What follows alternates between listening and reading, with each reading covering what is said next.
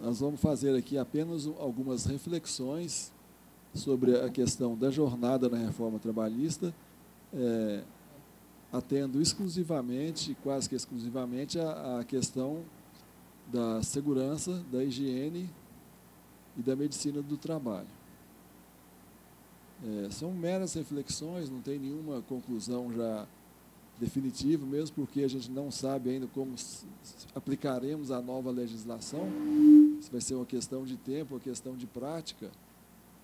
Então, para iniciar, eu acho importante situar um pouquinho a origem do direito do trabalho, não como uma... Então, vamos apreciar alguns aspectos históricos. Não vou mencionar fatos, porque não há tempo, mas só para ter uma ideia de como é que foi. O direito do trabalho ele surgiu com a Revolução Industrial, onde havia um grande número de mão de obra em volta das cidades, sem ter o que fazer, e foram criadas as máquinas que demandavam vários trabalhadores para operá-las e para, enfim, gerar as riquezas para o capital. E aí começou a exploração do trabalho pelo capital. Havia jornadas excessivas de até 16, 18 horas, ausência de medidas de segurança e higiene do trabalho, que eles acho que nem deviam saber o que era isso, baixos salários. O trabalhador tinha, assim, que sujeitar a vontade patronal. Ele não tinha uma opção de escolha. Ou aceitava aquele tipo de trabalho que ele tinha, ou então passava fome. Então, o trabalhador, individualmente, não tinha capacidade de enfrentamento do grande capital. Aí começaram a aparecer as associações de trabalhadores, sindicatos. Então, através dessa união dos trabalhadores, foi possível um certo confronto, apesar de que ainda muito desigual, com o capital. Aí começaram a surgir as normas autônomas, as convenções coletivas, firmadas entre essas associações e sindicatos e os empregadores. Depois o Estado também começou a intervir na economia, em todos os aspectos, também com a legislação, aí, com as normas heterônomas, começou a regular a relação entre o trabalho e o capital. E havia uma grande, há ainda uma grande desigualdade econômica entre o proletariado, que são os trabalhadores, e o capital. O direito do trabalho ele veio justamente para isso, para promover uma desigualdade jurídica, para contrabalançar a desigualdade econômica, para tentar, pelo menos, colocar em condições aceitáveis o trabalhador. Então, aí, o principal princípio que norteou o surgimento do trabalho e que ainda impera na seara trabalhista é o princípio da proteção do trabalhador. E não é apenas o trabalhador ao trabalhador que se aplica esse princípio da proteção. Também, no caso, por exemplo, do consumidor, que ele é hipossuficiente em relação às empresas, ele não tem a condição de barganha, de troca, de impor sua vontade. Então, tanto os trabalhadores quanto os consumidores são hipossuficientes em relação às empresas. Por isso, então, que existe, no nosso caso aqui, a legislação trabalhista, basicamente a CLT, e no caso do consumidor, o Código de Defesa do Consumidor, o próprio nome já indica, o Código de Defesa do Consumidor, justamente para tentar equilibrar a situação econômica com a desigualdade jurídica. E a reforma colocou aí que os trabalhadores que ganham acima de dois valores iguais a 2 tetos da Previdência Social, que poderiam submeter à arbitragem. Então, mas mesmo esses trabalhadores que ganham salários mais altos, eles não têm condições de opor resistência à vontade do patrão. Se o patrão chegar e falar assim, se você não assinar essa cláusula compromissória aqui de arbitragem, você não vai trabalhar aqui. O que ele pode fazer? Ele precisa do emprego, tem que assinar. Bom, então esse aí foi o primeiro aspecto. Agora, o segundo aspecto é a questão do princípio da vedação do retrocesso, que eu queria deixar aqui algumas reflexões.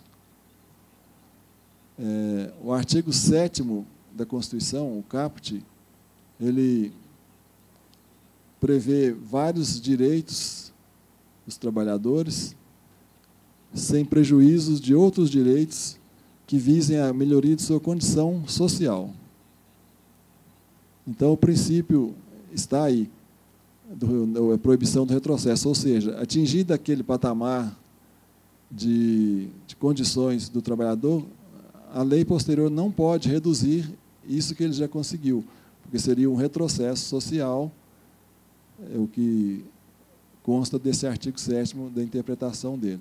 E existem já decisões do TST, inclusive do STF, reconhecendo esse princípio, inclusive na área trabalhista.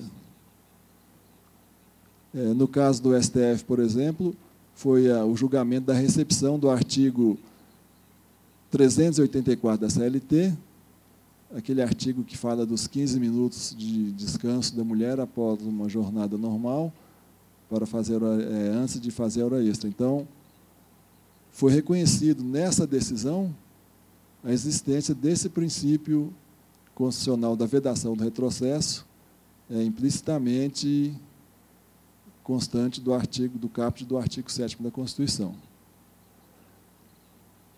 Esse princípio da proibição do retrocesso também está reconhecido no Pacto Internacional de Direitos Sociais e Econômicos, no artigo 7º, quando ele prevê que o direito progressivo à higiene e segurança do trabalho, a limitação razoável das horas do trabalho, quanto diárias, quanto semanais, estabelecendo também que as jornadas serão de menor duração quando se tratar de trabalhos perigosos, insalubres ou noturnos. Estabeleceu também esse pacto o direito ao repouso, tempo livre, gozo de férias. O Pacto de São José da Costa Rica também reconheceu em seu artigo 26 esses direitos inerentes a todas as pessoas e também aos trabalhadores.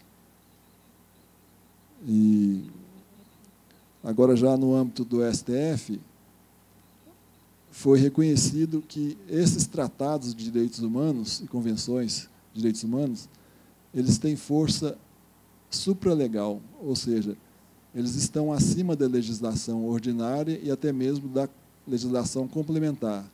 Então, as disposições dessas normas não podem contrariar o que está disposto nesses pactos internacionais, tratados em convenções. Então, caso eles venham a dispor de maneira contrária, eles vão sofrer o efeito paralisante dessas normas superiores, reconhecido pelo Supremo Tribunal Federal. Inclusive, a súmula vinculante 25, que trata da impossibilidade da prisão do depositário infiel,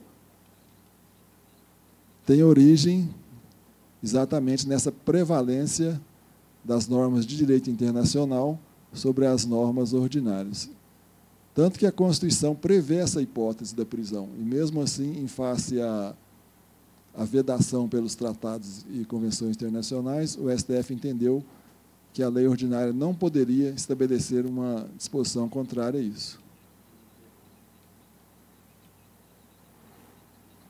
Bom, agora vamos falar diretamente da jornada aqui. No aspecto constitucional, existem alguns direitos assegurados aos trabalhadores no artigo 7º que não podem ser reduzidos e muito menos suprimidos. Um desses é o inciso 13 do artigo 7º, que prevê a jornada normal de 8 horas diárias e 44 semanais. Aqui uma reflexão sobre o que seria uma jornada normal. Se a pessoa faz 2 horas extraordinárias todos os dias, essa jornada excessiva poderiam ser conceituadas como sendo horas extras habituais? Eu entendo que não. Porque o que é uma jornada normal? O que é uma coisa normal? Uma coisa normal é o que acontece normalmente. É o comum. E extraordinário é aquilo que acontece extraordinariamente, ou seja, dependendo de certas condições. Se o trabalhador ele faz 2 horas extraordinárias todos os dias, essas horas não são extraordinárias, elas são normais. Então, a Constituição veda, no meu entendimento, esse inciso 13, veda, inclusive, a prática de jornada extraordinária habitual em face a que elas, juridicamente, seriam uma extensão da jornada normal de trabalho. Um outro direito assegurado pelo inciso 22 desse artigo 7º, que também interessa no caso, é a redução dos riscos ao trabalho por meio de normas de saúde, higiene e segurança. Essas normas também, por exemplo, se uma legislação ordinária estabelecer uma norma que vai diminuir esse risco, vai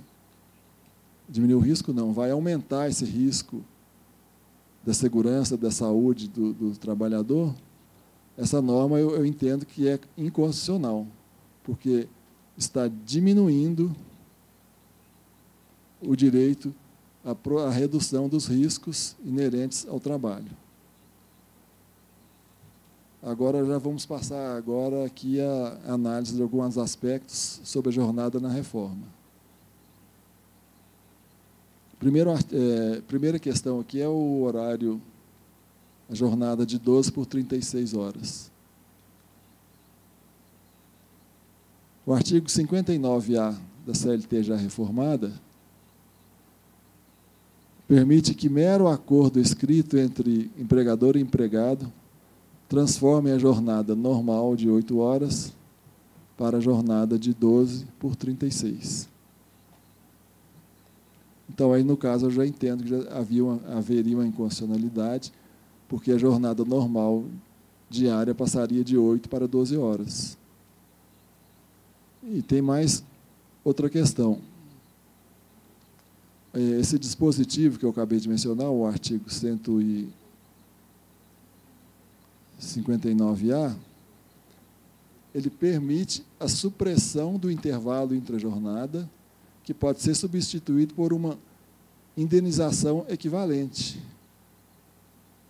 Vejam, o empregado tem que trabalhar, pode ser obrigado a trabalhar 12 horas, porque independe aí de convenção, acordo coletivo, pode ser por mero acordo escrito, que a gente sabe que não é acordo, é adesão, contrato de adesão, pode ter seu intervalo intra-jornada suprimido e substituído por uma indenização. Então, eu entendo que é um típico exemplo de inconstitucionalidade, porque o artigo 7º, inciso 23, prevê a redução dos riscos inerentes ao trabalho mediante normas próprias. Outro aspecto aqui, que tem nessa jornada 12 por 36, inexige a licença da autoridade, licença prévia da autoridade para a jornada 12 por 36 em atividades insalubres. Quer dizer, o próprio empregador é que vai decidir se pode ou não o trabalhador laborar nessa jornada insalubre por longo tempo, 12 horas. Outro problema que tem na legislação, que eu, à primeira vista, eu estou constatando, é a possibilidade de compensação de jornada e banco de horas, mesmo havendo horas extras habituais.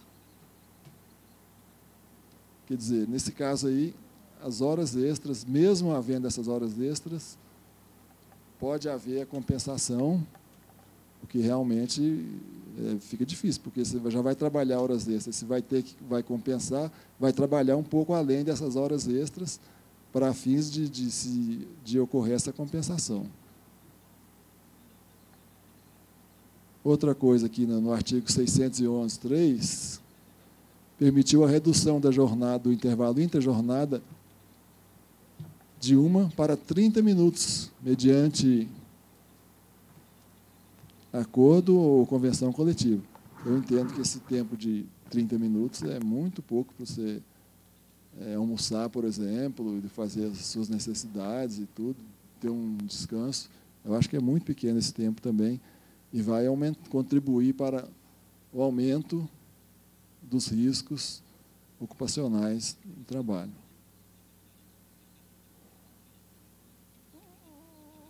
Outra coisa aqui, existe a permissão de prorrogação de jornada em ambiente salubre sem a licença prévia das autoridades do Ministério do Trabalho. Agora, outro aspecto importante é a supressão ou diminuição de direitos que podem ser feitos através de convenção ou acordo coletivo. Isso é o artigo 611b da CLT reformada. Pode aqui, no que interessa aqui a saúde, a jornada em relação à saúde, aqui tem o inciso 9º, que pode ser objeto de redução ou de supressão o repouso semanal remunerado. No inciso 11, podem ser suprimidos também ou reduzido o número de férias dos empregados, mediante acordo e convenção coletiva. O gozo de férias anuais remuneradas também pode ser suprimido ou reduzido. Agora, o que eu acho mais pior aqui é o item 17, normas de segurança, saúde e medicina do trabalho, previstas em leis ou em normas regulamentadoras do Ministério do Trabalho, podem ser suprimidas ou reduzidas mediante convenção ou acordo coletivo. Eu acho que isso aí já está batendo aí no mínimo existencial que está se criando a possibilidade de redução do direito do trabalhador.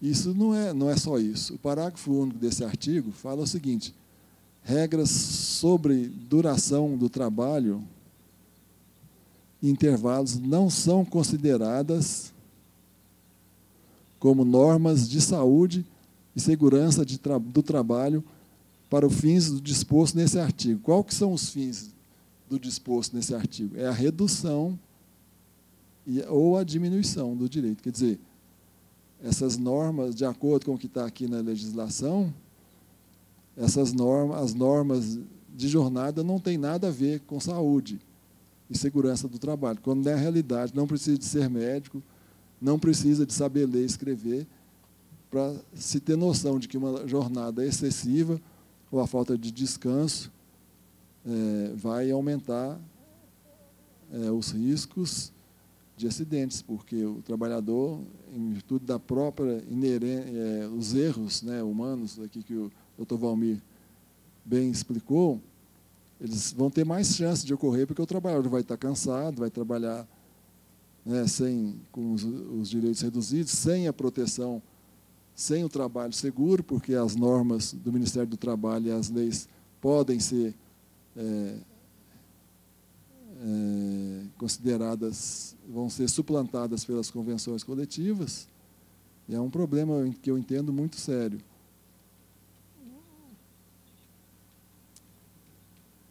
E isso principalmente no Brasil, porque os sindicatos ainda não têm força suficiente, pelo menos no meu entendimento, para contrapor ao poder empregatício.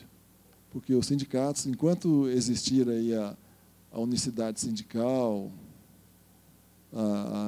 não existir liberdade para você se filiar ao sindicato que o trabalhador quiser, enquanto tiver isso no Brasil, os sindicatos, eu creio que vão ficar acomodados, não terão, como se diz, uma concorrência, e eles continuarão fracos. Então, em síntese, era isso que eu queria trazer, apenas algumas observações iniciais sobre a nova reforma. Agradeço vocês terem tido a paciência de me ouvir.